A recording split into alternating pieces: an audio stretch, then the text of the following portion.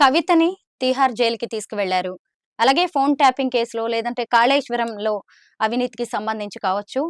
కేసీఆర్‌ని, కేటీఆర్‌ని తీసుకెళ్లి చర్లపల్లి జైల్లో కూర్చోబెడతామంటున్నారు.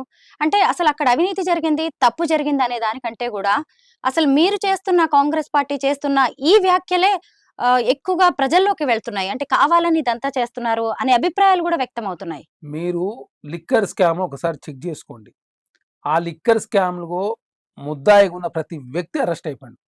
ఏకంగా మనీష్ సిసోడియా గారు 1 ఇయర్ నుంచి జైల్‌లో ఉన్నాడు. వారికి ముందు మంత్రి గారు జైల్‌లో ఉన్నారు. తర్వాత మాగుంట శ్రీనివాసరెడ్డి గారి కొడుకు రాఘవ్ జైల్‌లో ఉన్నాడు.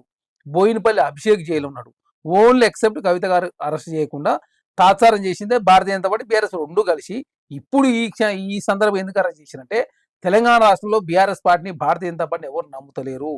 Bharatiya Janata party, BRS party వేరు అనే ముద్ర వేసుకునే దానిలో భాగంగా కవిత గారిని అరెస్ట్ చేసినట్టు మేము భావిస్తా ఉన్నాం.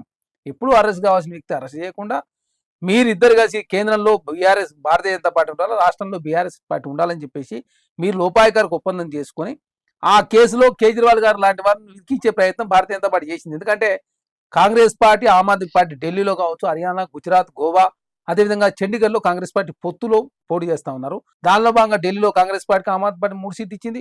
దానికి గుజరాత్లో కాంగ్రెస్ పార్టీ 2 సీట్లు ఇచ్చింది. అదేవిధంగా హర్యానాలో కాంగ్రెస్ పార్టీ 1 సీటు ఇవ్వడం జరిగింది. మిగతా రాష్ట్రాల్లో Aam Aadmi party, Congress party support చేస్తూ ఉంది. పంజాబ్లో కాంగ్రెస్ పార్టీ, ఆమ్ ఆద్మీ పార్టీ వేరువేరుగా పోటీ చేస్తూ ఉంది. కాబట్టి ఎప్పుడైతే భారతీయ జనతా పార్టీ భయం వేస్తాం, ఎందుకంటే ఆమ్ ఆద్మీ పార్టీ, కాంగ్రెస్ పార్టీ కలిసి పోటీ చేసినట్లయితే గుజరాత్లో కావచ్చు, గోవాలో కావచ్చు, హర్యానా కావచ్చు, చండీగఢ్లో కావచ్చు, అదేవిధంగా మిగతా రాష్ట్రాల్లో చాలా పెద్ద ఎత్తున ఇంపాక్ట్ ఉంటుంది. కాబట్టి చాలా పార్లమెంట్ స్థానాలు దెబ్బ కొడుతున్నారు. కాబట్టి ఈ ఎట్టైన పరిస్థితిలో కేజ్రీవాల్ గారు అరెస్ట్ చేయాలని చెప్పేసి అరెస్ట్ చేసినట్టుగా భావిస్తా ఉన్నాం. కేజ్రీవాల్ గారిని ఇప్పుడే అరెస్ట్ చేశారు. కవిత గారిని 1 ఇయర్ బ్యాక్ అరెస్ట్ చేయాల్సి ఉంటే చేయకుండా మీరు లోపాయకర ఒప్పందం కూర్చుకునేది ప్రజలంతా నమ్ముతా ఉన్నారు. అదే కాకుండా ఇండియా కూటమి కూడా జాతీయ స్థాయిలో బలపడతా ఉంది.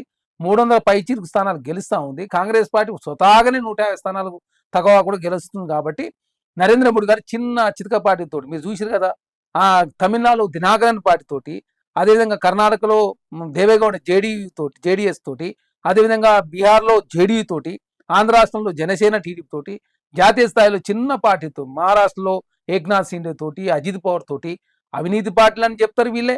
అజిత్ పవార్ 25,000 కోట్ల రూపాయల కుంభకోణం చేసిన మహారాష్ట్ర కోఆపరేటివ్ బ్యాంకు ముంచినని చెప్పిన వీళ్ళు న్యాచురల్ కరప్షన్ పార్టీ, ఎన్సీపీ అంటే న్యాచురల్ కరప్షన్ పార్టీ అని చెప్పిన వీళ్ళు అట్లాంటి పార్టీతో పొత్తు పెట్టుకున్నారు. అట్లాంటి వ్యక్తిని తీసుకొచ్చి ఆర్థిక శాఖ ఇచ్చారంటే భారతీయ జనతా నీతి జాతి ఏమీ లేదు.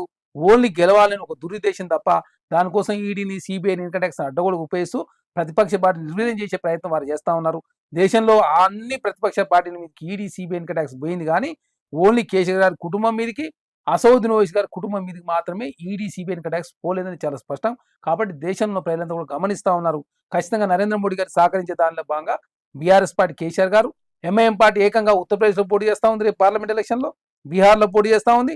అంటే ఎంఐఎం అధినేత కేసీఆర్ గారు ఇద్దరే ఒకటే, దేశంలో కాంగ్రెస్ పార్టీ రావద్దని చెప్పి కోరుకుంటా ఉన్నారు. కాబట్టి రాష్ట్రంలో ప్రజలతో చాలా క్లారిటీ ఖచ్చితంగా ఎప్పుడు ఎలక్షన్ జరిగినా కాంగ్రెస్ పార్టీ 14 పార్లమెంట్ స్థానాలు తక్కువ గెలవబోతా ఉన్నాయి. కాబట్టి దాన్ని డిస్టర్బ్ చేసే దానిలో భాగంగా కల్వకుంట్ల కవిత గారు అరెస్ట్ చేసి BRS party, Bharatiya Janata party వేరు అనే ముద్ర వేసే దానిలో భాగంగా కవిత గారు అరెస్ట్ చేసినారని మేము భావిస్తాం. బీఆర్ఎస్ ని భూస్థాపితం చేయడానికి కాంగ్రెస్, ఎంఐఎం కంకణం కట్టుకున్నాయి. వీళ్ళిద్దరు కలిసి నడుస్తున్నారని అంటున్నారు.